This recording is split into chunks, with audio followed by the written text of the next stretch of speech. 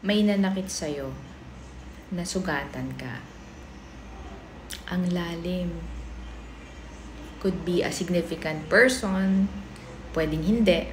Pero most of the time, those who are personally related to you. Ito yung mga nangyari in the past. For example, neglect from your parents, abuse, or maybe death of a loved ones. Okay.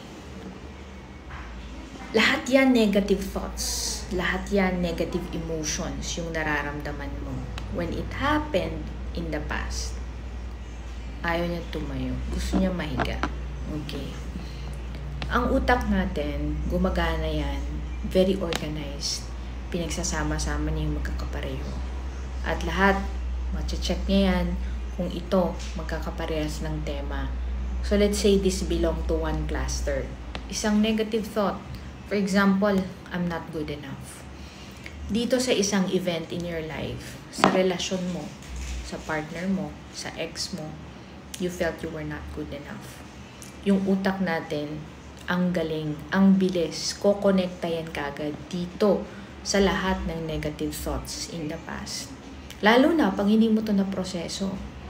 Kaya magre-respond ka overreactively at the present time.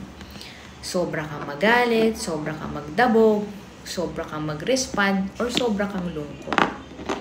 Lahat yun kasi sabay-sabay bumubuelta sa present mo coming from your past.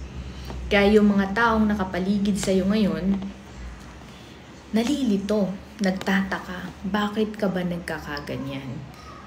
Ito lang naman yung pangyayari. Pero bakit ka nagwawala? Bakit ka nananakit? Bakit ka nakasigaw palagi? Tingin mo, bakit?